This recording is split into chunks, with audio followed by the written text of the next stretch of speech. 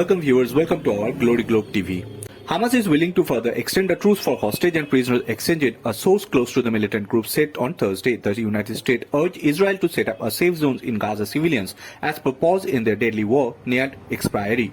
International pressure has risen for lasting halt to the war, sparked by deadly Hamas attacks on Israel that prompted the mount of a devastating assault at the Gaza Strip.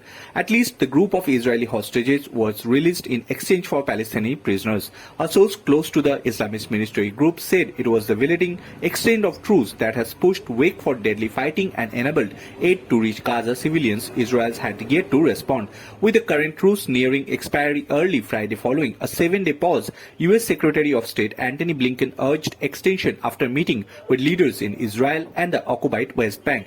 Clearly, we want to see the process continue to move forward, the told reporters tell AVIV. We want the 8th day and beyond. Israel must place humanitarian civilian protection plan in the minimize further casualties in innocent Palestinians, he said, including by clearly and precisely designing areas and places of southern and central Gaza where can be safe and out of line for fire. A source of close to Hamas we asked not to named because they were not authorized to speak to the media told AFP that Islamist movement was willing to extend the truce. The mediators are currently making strong, intense and continuous effort for additional day in the truce and then working to extend it again for the days, the sources said. International bodies have called for more time and allow medical supplies, food and fuel into Gaza after fierce combat and bombardment sparked by Hamas' bloody October 7 attacks on Israel.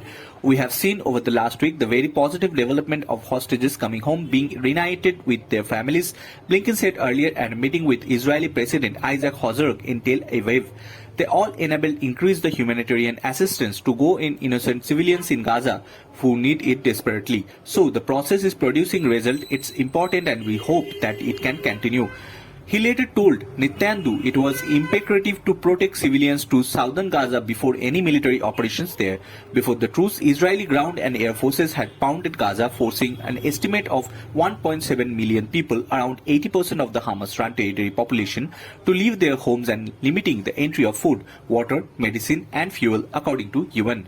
The initial 4-day truce has been extended for 3 days following work by international mediators led by Qatar. Israel has, however, vowed to continue with its offensive to destroy Hamas once the truce process has run its course. We swore to eliminate Hamas and nothing will stop us, Israeli Prime Minister Benjamin Netanyahu said in a video released by his office after meeting with Blinken. Hamas freed 2 Israeli women hostages in latest round of exchange under the existing truce, followed by 6 more hostages later this evening, according to Israeli authorities. Qatari officials mediating the conflict said those 8 people included nationals of Mexico, Russia and Uruguay. 2 other Russian-Israeli dual citizens were released on Wednesday night, the part of group of 10 scheduled for Tuesday. In exchange, 30 Palestinian prisoners were released from Israeli jails, prisoner authorities said, including 23 minors and 7 women. Karan Sham had called on the world leaders to help free her baby in press conference on October 17th, days after the Hamas attack. I hope their truce reams, the peace prevails and we all go back home. The violence in Gaza also raised tension in the West Bank where nearly 240 Palestinians have been killed by Israeli soldiers to settle since October 7, according to the Ramah Bas Palestinian Health Ministry. 2 gunmen who police said were from Angst, East Jerusalem, were shot dead at the scene, a bus stop in the western part of the city. Separately, 2 Israeli soldiers were slightly injured in a ramming attack on checkpoint to occupied West Bank on Thursday. An army said adding the assailant has also been shot and neutralized. We report Glory Globe TV.